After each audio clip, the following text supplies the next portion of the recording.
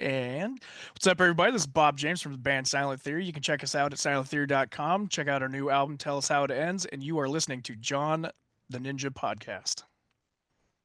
Ladies and gentlemen, how you doing today? It's John the Ninja live in the dojo, aka the Dojang. This is the John the Ninja Studios. I was just talking to the guy right here with me that I was excited. I was expecting somebody else. I wasn't too clear who I was talking to, but now I got my confidence back. Just like how this band will give you confidence, not only to fight for yourself, not only to keep going, but to remember you're human and it's okay. It's part of the struggle. But I digress. This band was established in places like UK, Germany, Brazil, and they've never even played there. Now that's power, and that's showing you the beauty of how music goes. But I digress.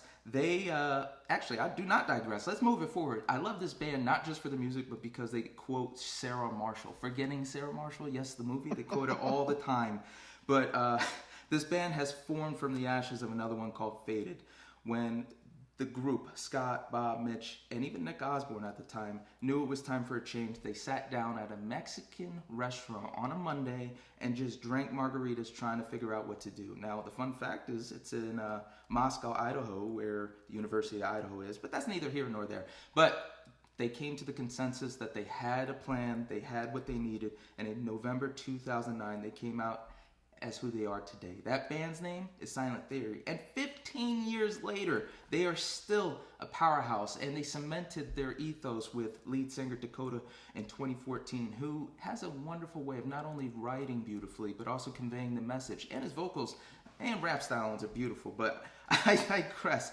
The band really grew to prominence with their release of Fragile Minds in 2016, charting 97 on the media base charts, and it exploded on TikTok and continued to give them success. Even to this day, you gotta hear the acoustic version of that song along with the rock version. Rock your world. But they've released other singles, including Watch Me Burn, Shaking Cages, The Price, Afterthought, all doing well, being featured on SiriusXM, Octane, and across the United States and the world for that matter. They are here to talk about their newly released album, Tell Us How It Ends, which debuted on number 2 on the iTunes rock chart. So ladies and gentlemen, I give you Bob James of Silent Theory. Good sir, it is good to see you. Yeah, thanks so much for having me, man. It's good to hear. Good to be here. Man, I've been slurring and talking. It must be just that time of year. They changed the time on us, so everybody's dealing with it. But good sir, I do have to ask because I'm so excited. As I mentioned, I see. Are you in the barn right now? Were you doing barn work today? Something like that, yeah. This last like May, I think it is, my wife and I bought a farm out in the middle of a wheat field, and so we're in the process of taking it down to the studs and kind of, bringing everything up to date and making it how we love it. If I may inquire, how is that going with work? Because I know all you guys are still working, guys. I want to make sure this fact that my producer found was correct. Are you still a school counselor? That is correct. I do advising and recruiting for a local university for the honors college and stuff. So that's my day job, and then do all the music stuff in between there. So just out of curiosity, what happens if you have a young kid, very promising, very bright, should be a lawyer or a doctor, goes, hey, I want to be a rock star? How do you look them in the eye and assess, like, maybe you should, maybe you shouldn't? That's a tough one. I mean, it really kind of comes down to their passions and what's going to be more passionate for them. Like, I was just talking to a student last week that was kind of debating between like a career shift over like one that would be for sure a good career or one that would be really, like, it, I can't think of the right word, but one that would just be really fulfilling and stuff like that. And it's just like, I mean, it's a tough one, especially when your parents are helping pay for school, like, and they want one thing and you want another. So when was that moment for you? Because I love the fact that initially you were the bassist in the band. Usually the bass players, we're pretty grounded. We don't want to leave that instrument, but then we get the calling to do something else, whether it's the vocals or guitar, etc. But for me, I was curious, like, I know you said he's a really, really good bass player. What was it about understanding your role in the band and switching to guitar and taking on that challenge? it is a very true fact that George is just a significantly better bass player than I was, but I also grew up playing like orchestra and stuff like that. So I'd bounced around the instruments and I'd kind of dabbled with guitar and stuff like that. It was never anything like really serious. And so I had to, really kind of put my nose to the grindstone a little bit to get caught up. But thankfully, especially at the time, we weren't playing anything too complex. And so I was able to transition, fairly well. And Scott's been easing me into like some more difficult things over the years. What were the bands that you really locked into? We know everybody's story, like back to Mitch, his dad was a drummer, so he played drums, and their family had, Zeppelin and then the 50s and this and that, but there's always a particular musician that you gravitate to that really gets you into the music. For me, I gotta go. It's Angus Young. He made me want to play guitar. When it comes to bass, I'm looking at Free and Steve Harris, and then when it comes to drums, Avenged Sevenfold and Highly Suspect. So who was that bassist you really gravitated to? And then when you had to make the switch, who did you go like, you know what, I need to style my way of guitar playing this way? You know, it really kind of is all over the place for me because, I grew up in a very musically diverse family as far as like my dad was everything from like Led Zeppelin and that kind of stuff through like Phil Collins and kind of like that 80s like pop rock stuff. Um, and AC/DC was my dad's favorite band. So you're in good company there.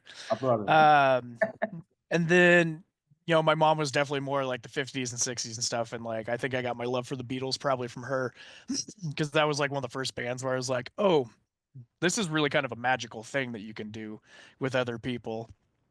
And then as I got older, I got like really into like the rock and the pop punk and that kind of stuff. So, I mean, really, I think when I really started getting into bass guitar and starting to try and play music, like I was looking at, some of the classics like Geezer Butler and, uh, oh gosh, who else?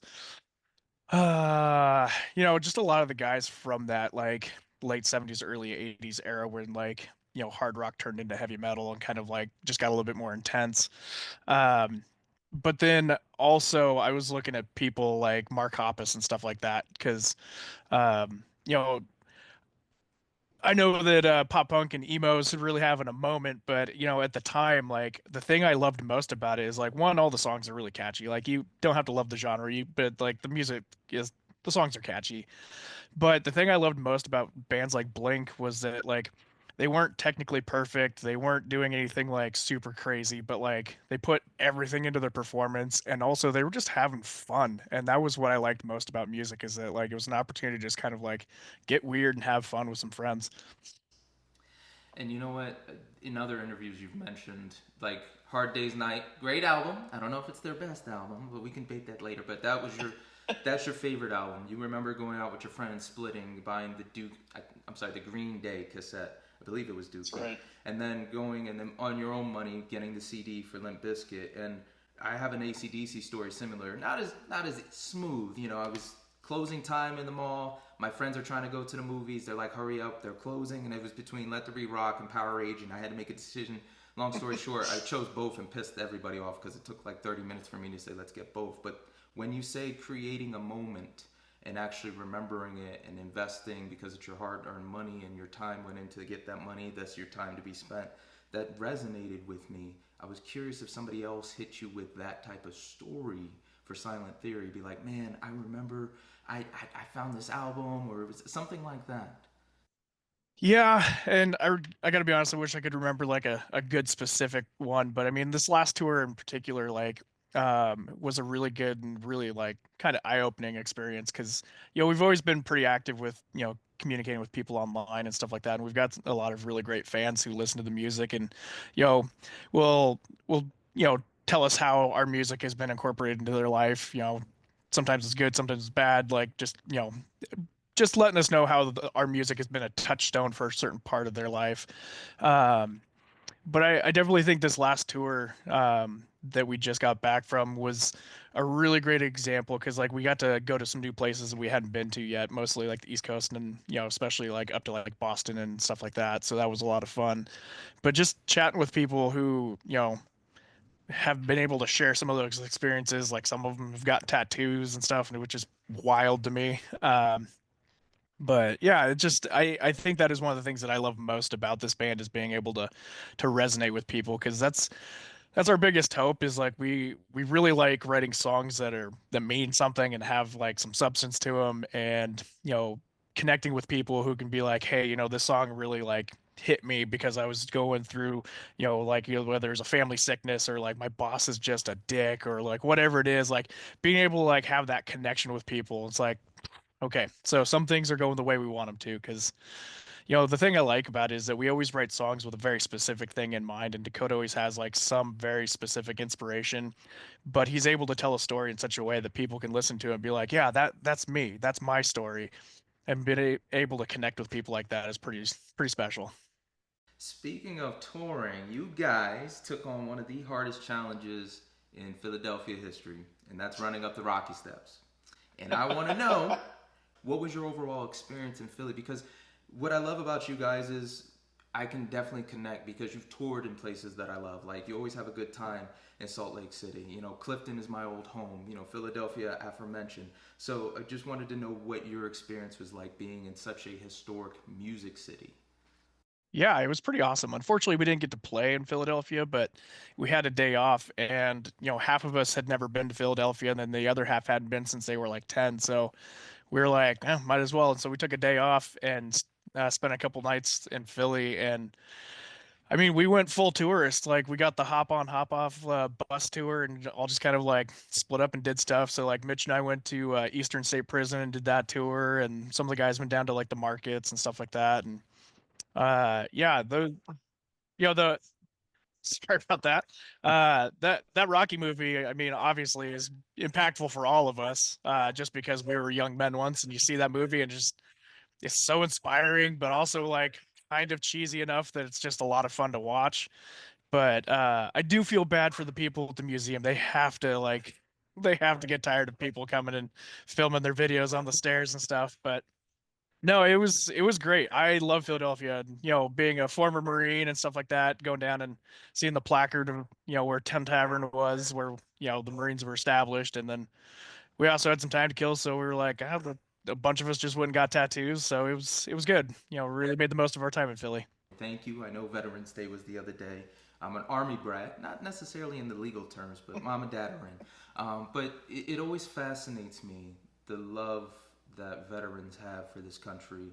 And a lot of people cannot understand the sacrifice you guys are making. Whether you're selling your soul to the devil for whatever reason, you guys you're taking an oath that goes beyond understanding of civilians. I wanted to know what really pushed you in that direction initially, and any fun stories. I know you got a lot of like touring stories with like the bus go, all these crazy things with the crazy things with the we'll get to it later. I gotta ask you about that crazy chick that got kicked out and got back in that same night. But what was it that forced? Well, I want to say forced. What allowed you to be a Marine, and why Marines, man? Because that is do or die. It's like either you got something to prove or you're truly lost and they caught you.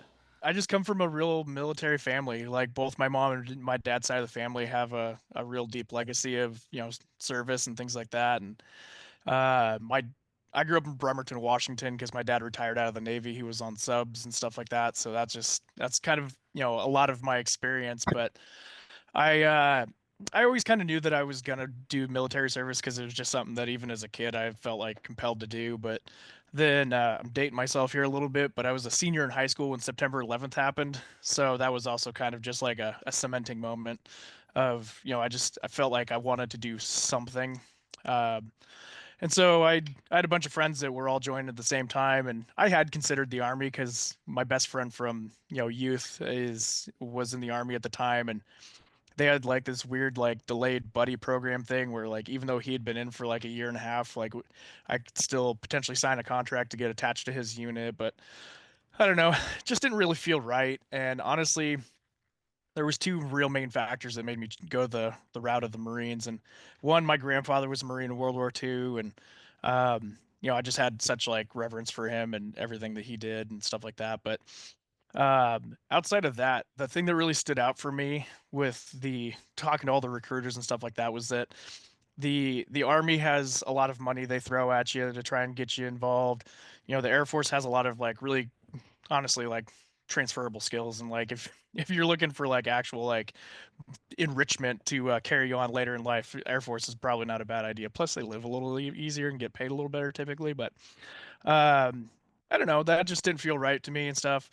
But I the thing that really stood out with me with the Marine recruiters, like their whole sales pitch was just like pride of service, working with people who were motivated to try and be the best. I mean, I know we as a group have a little bit of a reputation of being degenerates, which is not entirely untrue. But when it comes to getting work done, that's something that the Marines are really good at. But yeah, I was just really just kind of the do you want to be the best version of yourself or at least strive to be and like stuff like that. And I was like, okay, I could get behind that. But yeah. It's funny to see the differences between them because the army, that army strong principle really does go there. But back to the degenerate side of what you guys are doing. Shout out to you, Mike. I have a friend also in and a couple others. But you know, I understand it too because literally, you guys, life's on the line. Anything could happen. So you kind of gotta go. You know, push comes to shove. You know, something you said that was very meaningful for you is when you guys received the plaque for YouTube. You got your 1,000. And I wanted to know, especially having survived the Crucible, having done all this touring, having received that plaque, you know, could you give us kind of the comparison in that weight of those achievements? You know, with both, it's like you've worked so hard, you invest the time, and not everybody can achieve it. Which one was like, you know what? When you compare both of these are why they're special to me. Yeah, I mean, obviously like things like the Crucible and stuff like that, the final like I don't know if you want to call it a test or a challenge or something like that at boot camp is kind of a special moment because they intentionally put you through like a day and a half of just like weird exercises and routines and like have you do all these different like team challenges and stuff, and then it ends with this like ridiculous hike up a mountain basically. But once you get up there, that's where they award you your Eagle Globe and Anchor, like the thing that like officially makes you a Marine. And so like there is a certain amount of like just pride of accomplishment that goes along with that. um, and I think the difference for me between that and like getting like the YouTube recognition and stuff like that was, um, it was similar, but it definitely was a little bit of validation. Because the we've been grinding so long, it seems like, with this band, and we made a lot of really good decisions. We've made a lot of really bad decisions, and we've done a little bit of everything throughout the business and worked with some really great people and some really shady people. And so I think reaching like one of those benchmarks was really just like, okay, we are doing at least some things right. We got to keep pushing. We got to keep moving forward and stuff. Just a little bit of a nod, so to speak, just saying like you're doing okay. Just keep going. With all the touring, everything you've done in life, you know, you kind of get to a point where you can't live the same lifestyle that you did when you were younger. You can't party every day, you can't go crazy. I wanted to know how that has become an asset to Silent Theory in your writing before we get to the new album. Because it seems that, as we mentioned earlier, Dakota coming in really changed the dynamic, really changed how the band was viewed, and it catapulted you guys. But every band, every record is where they're at in that point of time. How do you feel you guys have been able to sharpen the sound, considering what you know now, as opposed to being young and still being relevant, still being able to touch the youth like the punk crowd and the metal crowd and all these people, because you guys are so diverse, such powerful music. I definitely think that some of the things are kind of obvious as far as like the changes that happen because on our first album Black Tie Affair, just the way that the band dynamic was at the time, Mitch and I wrote I think all of the lyrics on that album. And so it was just one of those where I take that back. I think George had credit for one of the songs, but like, yeah, Mitch and I wrote most of the songs, and I think we both write fine lyrics. They're a little bit more straightforward. I think they're very reflective of like who we were and what we were doing at the time. Definitely a little bit younger and partying a lot more. And I think the biggest difference is that Dakota could tell the same story, but like in a little bit more artful way, and a little way or a way that is just a little bit easier to attach to with other people and stuff like that. So I think that was a huge effort. But also then I think it allowed us to kind of focus on our each like our own responsibilities as far as like bringing something to the band rather than trying to like be one or two of us putting it all together. And so like Scott and Mitch work really hard on putting together a lot of the music, or at least like the starting points of music, and then a lot of times we'll work through those together. And Dakota is just I don't know. I mean, he's kind of prolific with writing songs. It's sometimes frustrating because he'll like give us some lyrics and be like, "Well, what do you guys think about this?" We're like, "Yeah, love them. They're perfect." He's like, "Nah, I don't really like that," and he'll just like flat out erase it. I'm like, "You could just write something else and save that, man. That was good." He's like, "Nah, that's all right." And it's just like he has the ability to just like constantly be coming up with content that is, you know, quality and stuff like that has just been such an asset. Um, but yeah, I kind of lost track of the question there. I started talking and got on a tangent, but Oh no, I was enjoying it. I forgot the question myself. think how we've incorporated that is that like, we are all a little bit older, we're all married. I think I'm the only one, well, I know. I know I'm the only one that doesn't have any kids or any on the way or anything like that. That's just kind of a life choice my wife and I have made, but we all have our families and responsibilities, and that definitely like that influences a lot of things, both in how we tour, and also how we kind of carry ourselves and stuff like that. Like we don't party quite like we used to anymore, and I think that's probably a good thing. But yeah, I think it's just one of those that it's really kind of pushed us to make sure we're writing songs that are of substance and are about things that we care about, whether it's like mental health or drug abuse or you know school shootings or whatever it is, like, and it's not always just like straight out depressing stuff either, but like we want to write about topics that like we truly care about and stuff like that, because um yeah, I mean, I don't have anybody to call out specifically, but we don't ever want to be one of those bands that's just kind of like, yeah, no, it felt good, we thought people would respond to that. Like we're genuinely writing about things that we think about and care about. And you guys are always trying to push the limits. That's what I like. And I think some of the most substantive of the band, even though we love our new metal, we love our heavy metal, we love our hard rock, and the new album Tell Us How It Ends was pushing more so like let's get back to those heavier riffs. It cannot be not stated that the acoustic album you guys did, the acoustic songs you do are so amazing in their arrangements, their structures, their power. I'm telling you, people, Am I Fixed will blow your mind. It is a country rap song that the guitar work on it is so great as far as the actual theory.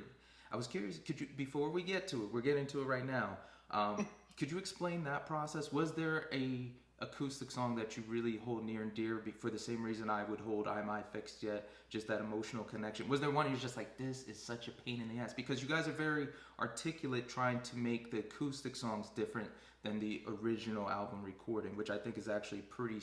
I like both approaches, but the way you guys do it gives it that nuance. Yeah, no, and it's definitely something that we do that on purpose, because we have a pretty broad like inspiration of how we write music amongst all of us. um and I mean, Am I Fixed Yet is a great example of like, I loved that song when we first wrote it, because like it has like the album version has a very like kind of old school like punk kind of vibe, where it's just kind of hard and heavy and just kind of in your face a little bit.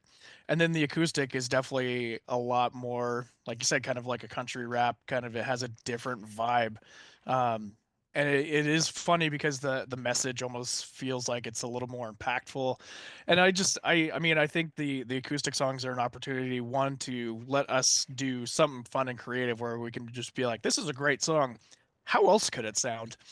And do some fun stuff with it. So like sometimes we'll do just like a regular acoustic song, but like sometimes we'll get with somebody and do, like, we have a cinematic version of Fragile Minds, because we are just like, it'd be kind of fun to just like work with one of our friends out of another band in Spokane and like, hey, would you envision this song sounding like? And so we got like some cool like musical like stuff from him, and then Dakota laid some tracks over that. But yeah, it's I mean, the acoustic stuff really is just a great opportunity for us to like just, one, have a little fun with it, and two, if we can see if we can like shape the story to tell it like just a little bit more or a little bit differently or something like that. The way you guys do it is absolutely really, really eye opening. Like you take powerful songs already and you just, it's hard to explain how you can make it more powerful or just as potent. But we got to get to it then. Tell us how it ends. My man, you described this album as angry, happy, and heavy. And that was actually pretty spot on.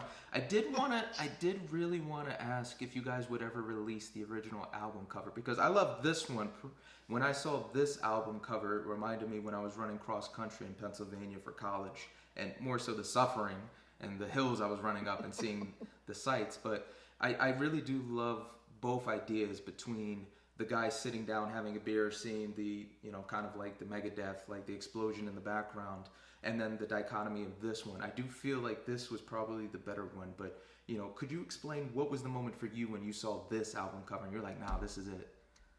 For me personally, because I mean, we are pretty blessed in the sense that, I mean, that word gets overused a lot, but Scott is a graphic designer by trade, and so we have the ability to kind of like workshop a lot of these things, and so it was kind of fun because obviously AI is such a hot topic, and people are talking about like should you or shouldn't you, and so I thought it was kind of fun because Scott was more or less kind of bored. We were like, we know we need this artwork, and he's like, I'm coming up kind of short on ideas, and so we just started punching in like random things into AI generators, and it was kind of nice because you'd be like, oh, that piece is kind of cool, or like, oh, that would be, and it just like basically started giving like context to some of these like random like words and thoughts that we had, and then Scott was able to kind of like put this together off of that. So it was kind of fun, but I mean, I think when we saw it, like I was like, that is kind of perfect because, for everything this album is, like it is one of those just like the whole attitude of, behind writing this album. A lot of it is like, we feel like we've been working hard, we feel like we've been grinding, and we have gotten a lot of respect in a lot of places. But there's a lot of times where like you get that like, well, I don't know, like what are your four square numbers looking like, or things like that, and you're just like, okay. And so it's just one of those like we felt like we wanted to put together an album that was just like we feel like this is a solid piece on our resume. Now what? Please enlighten me on what's next, or how does this go down next? Like how does this end? Um, and so it was kind of convenient that we also had the song on there that kind of had a little bit of that feeling too, and so we made the decision to have that be kind of a title track of sorts. But yeah, it just I think the album cover for me kind of really fit that just like end of a road, but not necessarily the end of the journey per se. But admittedly, there was also some fun like for me like callbacks to like Thursday and some of those other like early 2000s like pop punk albums. Like I felt like it had some of that similar imagery of like the birds on a wire and stuff like that. You guys did this with Chris Dawson, who has a incredible rap sheet already, and I don't mean that in a bad way. He can get that heavy tone out of you, and I found it's just so weird to me when I was listening to what you guys have done, listening to this one, and then you guys, like you said earlier, you wanted other opinions. You didn't want to get stagnant. You wanted to expand, and it just seemed like you guys were in a situation where it wasn't stagnating, but you wanted to do better. And I had a hard time wrapping around my head how Chris would actually force you guys to do better. I think Chris is like, excuse me, part of the reason that he is so good at what he does is that he has experience as a musician. Like he played in, a bunch of different bands, but had success as oh man, now I'm blanking on it. I can't believe that. But either way, he's been around the block as a musician, and so he has a little bit of that sympathy when it comes to the recording process, knowing that like some people are really natural at it and some people really struggle and stuff, and he's always good at making a good environment, and pretty good at like making a joke. So like if you screw up and everybody knows you screw up, like he'll let you know and kind of rib you about it, but like it's never just like this super tense like again from the top, kind of thing. And so like I think part of the reason we enjoy working with him is he's really good at like keeping Dakota at like an even keel so that Dakota's not working so hard. Because we've definitely worked with different producers over the years, and some of them are really great, and some of them like just I mean some of them have really gotten inside Dakota's head and made it really hard for him to like give his best performance. Um, and that is something I think we all can relate to. Um, but yeah, Dawson's just really good at like, hey man, like let's give it one more run and stuff like that. But then like he's also not afraid to like, we'll do whatever you want to do. However, it would be pretty sick if you did this, or like kind of bringing in stuff and just like he works with enough people who's like, I kind of want to try something. Do you trust me? And we're like, I mean, we'll still say no if we don't like it, but yeah, I mean, knock yourself out, like, because we're not gonna pretend like we are the greatest songwriters of all time. Like, we know we always have a lot to learn, and so like that was a big part of this process of working with some co-writes and stuff like that. Is like we do feel pretty good about the songs that we've written. Like, we are very happy with those in our catalog, but we just want to make sure that, like, as everything is constantly changing, both like musical stylings and like just the methods in which people are recording and just all this other stuff, we wanted to just kind of get a peek into other people's camps as far as like, how do you approach this, like what is your process and things like that, just so we could keep ourselves informed with kind of what everybody else is doing, because I think that that is going to help us in the long run kind of stay relevant and stuff like that. Because topic wise, I think we'll always have something that we're proud to say, but like, yeah, just making sure that we are keeping up with some of the trends, but doing it in a way that is still silent theory.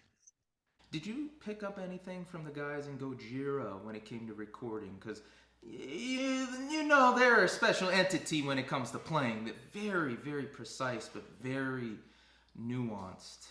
And I saw a lot of back and forth when I listened to you guys, and then I was like, you know what? Maybe they might have got something. So I was curious, when you played with them as a newer guitarist, was there anything you picked up from those guys that you were kind of like, you know what? I like how they're sticking on time this way or something, because they're, especially on Humans, on this album, there's a great backbeat you guys created between the guitars and the drums, and then another one for Mitch. I'm trying to remember its name, but he was going at it at a different time. He was going at it at a different time. So for the guitars, you guys are chilling, but he's throwing in some kicks here and there that were just kind of like off tempo, but still keeping the time for you guys. That I thought was amazing. Yeah, and I mean, I think Mitch definitely gets a lot of that from like Neil Peart and people like that. But as far as Gojira, like, yeah, I mean, we played with them at a show in Boise because they were touring with Alien Weaponry, and I think Alien Weaponry got held up in customs or something like that. And so our manager reached out because he's like, "Hey, we got kind of like an SOS from their camp, like of looking for anybody in the area." So we were able to get down there and play the show, and I mean, they were just top shelf dudes. They were very, very nice. Their whole crew was like on point, very helpful. But I think one of the things that we took away from, because we are not playing music nearly as intricate as they are, because they definitely are in that really awesome vein of like prog rock, but also still just like a really legit heavy metal band. um, and I think one of the things we took away from them is that like they have a great stage presence, but like some of their parts of their songs and stuff like that require them to kind of focus on what they're doing, because they're doing some just absolutely wild stuff on their instruments. And their light show was incredible. And it was one of those, like, the whole time, like, we were super engaged watching them. And so it was like, okay, like, we'd been wanting to get lights and different like things for our stage set, but we are like, I think this is really important, because it took everything they were doing and just made it feel like a rock show.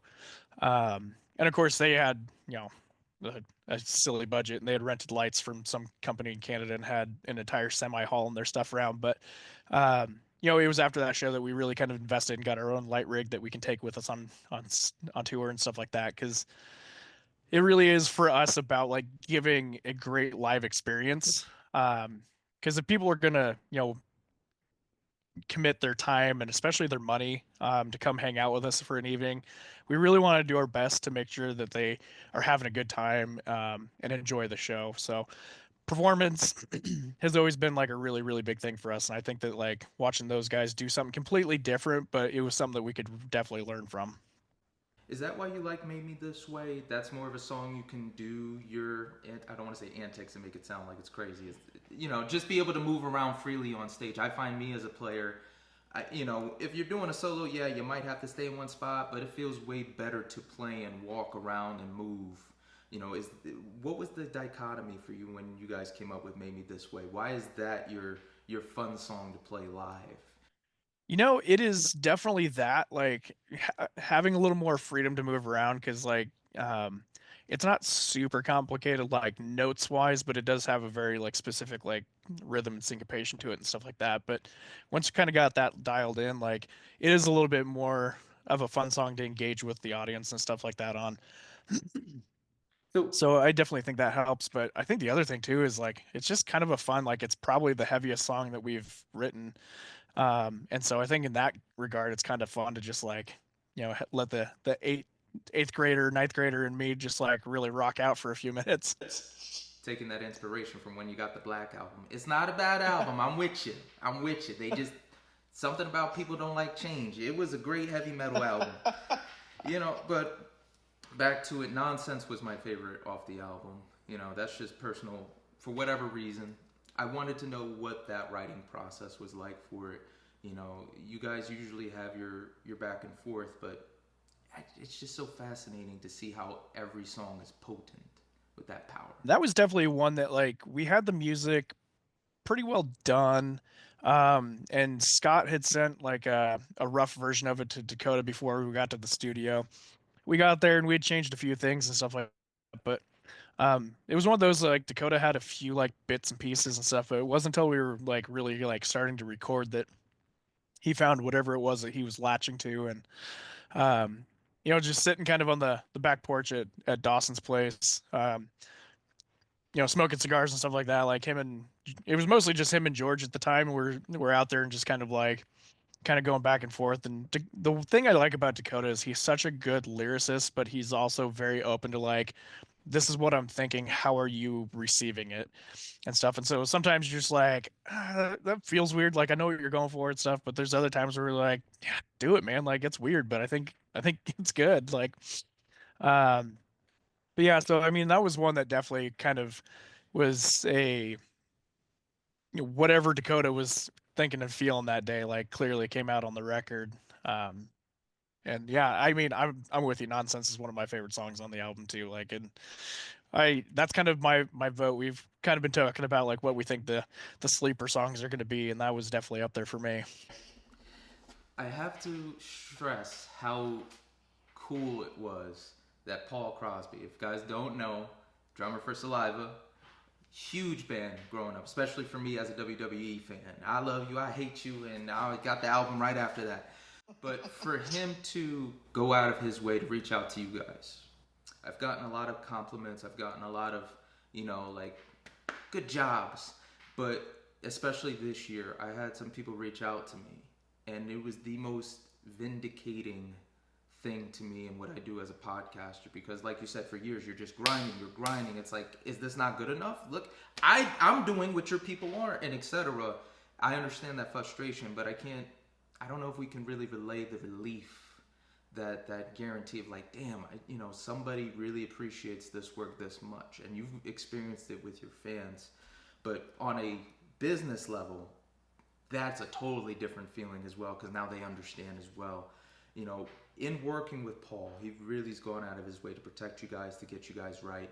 What are some of those lessons that you've taken from him that were very pivotal? What were some of the things, like when he showed up and said, what the hell? Nah, we didn't. First off, this contract's BS. Let's do this. Like, where did you initially see him really start structuring you guys to be like, damn, he's really got our back? And then to this point, like, where do you go like, oh my goodness, he really cares? You know, I I think one of the things that like Paul immediately did for us was like kind of open our eyes, because like we'd worked with a few different people in management capacities before, but like it was always kind of informal and stuff like that. And Paul was the first guy that we started working with that we felt like had like real industry experience and stuff. And there was a lot of simple things where he's like, "Hey, are you guys like signed up with Sound Exchange?" And we're like, "No, what's that?" And he's like, "That's where you make all your money." he's like, he's like, "You get some royalties from like your strip distribution stuff, but he's like, the Sound Exchange is where they collect all the other royalties on your behalf." And he's like, "All you gotta do is sign up." He's like, "They do all the work." And we're like, "Oh, well, we've definitely been leaving that on the table." And just different things like that. I mean, he's always been pretty complimentary of like what we're doing and what we're trying to do and stuff like that. But when we signed our distribution deal with 1 RPM, he was really pivotal in like, because we had looked at a record deal basically with another company who was using 1 RPM as their distribution, and the deal just didn't feel right. Like there was a lot of like pluses to it, but we were just like, I don't know, I kind of have a weird feeling about it. And he was, considering he is at a payment plan where like he's only making money if we're making money, like I did respect the fact that he was like, if it doesn't feel right, we'll keep shopping, we'll find something. And so we walked away from that deal. And then we ended up like getting contacted by 1 RPM, and they're like, "Hey, we have some stuff we want to talk to you guys about because like we really still want to work with you." And so like he was really good in helping like kind of guide that as far as like getting us connected with an entertainment lawyer to kind of go look over the contract, but also kind of explaining to us like this is the important stuff to look at. This is the stuff that like you need to know, but doesn't necessarily like pertain to your day to day, and like just kind of helping walk us through some of that stuff that we hadn't experienced before. Um, but he's just a good dude. Like he's a good manager in the sense that like he's always helping work trying to get us on tours. Like he's working with our booking agent to do that kind of stuff and working on trying to get us on festivals and stuff. But he's also that guy that when we're just like really fed up with something, like we can call him and just kind of complain to him for an hour and then him just go like, I know, man, I feel it. Like we're gonna keep working and kind of like let us get it all out, but also kind of like bring us back to a spot of like, okay, but like what is our next step? And we're like, okay, okay. So I've always really appreciated that about Paul. And what about the family? You know, you've been so complimentary of the brothers. You know, you got Mitch, Scott, George, but you know, I'm an only child, so I know of. I'm gonna be too shocked now, but I'm sitting here and I marvel at the blessing my friends have been to bring me in. Some I got a lot in common with, some I grew up with. Others I literally broke into the room and started playing video games, and that would give me years worth of being sheltered, having food when I didn't have money, etc. You know, I always marvel at that dynamic of friendship. You know, and it seems like the family just brought you in, man. You've always been an entity. You know, how do you feel they've really been a blessing to you in that aspect of like when you needed support, they were always there? You know, I think that's a great way of putting it is that, you know, Mitch and I were fast friends because at the time we were both pretty young and like we were both partying a lot and stuff like that. And so there's just like a common thread of just like debauchery and just, you know, making poor decisions and like, oh, all right, well, try again. And then, you know, just that kind of stuff. But um, you know, it really developed and like Mitch is, you know, easily one of my best friends and we've been, you know, hanging out pretty much nonstop for like the last 17 years. So um, but their family is just I don't know, they're just good people. They're business owners and stuff like that. So like they're real grounded and connected with the community, which, you know, has always been cool.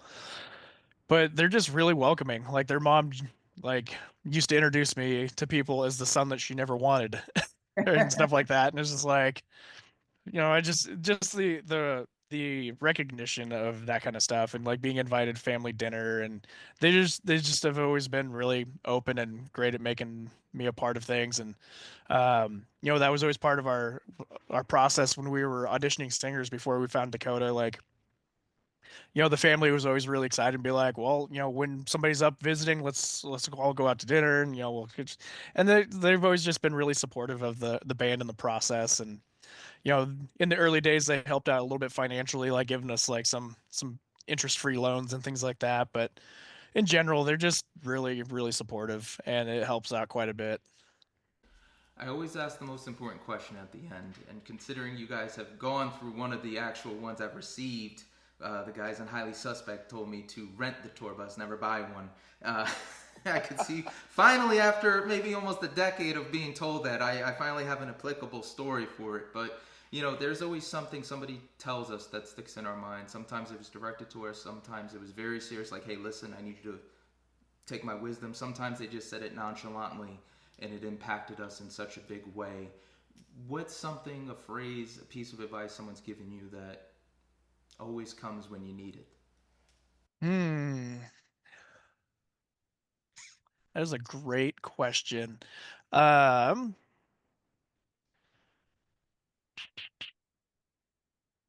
I think one of the greatest pieces of advice that we've really gotten that, you know, sometimes we need good reminders of is that like no single person is like the gatekeeper or the you know like barometer of what's going on because like there's we've had a lot of interactions over the years with people that have very strong opinions one way or the other about something and it's hard sometimes not to get latched onto that but um it's just you know being reminded of like just It's just one person. It's one avenue. We will find another way. We'll find another person and stuff like that. And so, having people like that to kind of like ground you in that moment where you're ready to spin out, definitely helps because it is pretty easy to get caught up in some of the stuff.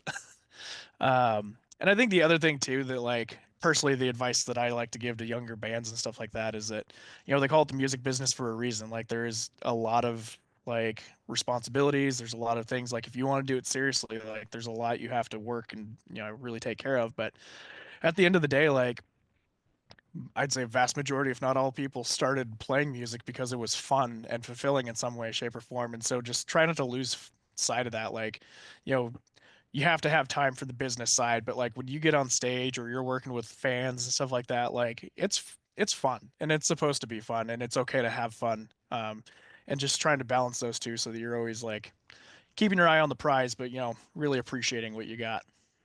Indeed. Ladies and gentlemen, that was fantastic. That was Bob James of Silent Theory. They've been on my radar since they started. About over back at WMMR, we used to get little CDs. Now we do MP3s, but that's not the point. Guys, go check it out. Tell us how it ends. If you are having a day, it is gonna make your day. It's great music. It's powerful music, and I cannot express how incredibly talented they are musically in theory. But I will say Dakota's lyrics will hit you in such an impactful way. It's gonna bring you back. Don't forget to go to their website, Silent Theory, get some merch. You can go to Silent Theory on Instagram and Facebook. It's legit Silent Theory music on Instagram. But nonetheless, guys, go check out the album. Go like the band. They're coming to a town near you. Good sir, thank you so much for your time and your service and just having a lovely story. It is such a great chat. Yeah, thank you so much for having me. I've had a good time. And everybody else, you know the rules. Be smart, be mindful, rock on. Ninja out. Woo, baby, you listen to John the Ninja. Oh, your ears are about to go on a vacation. John the Ninja's got what you need.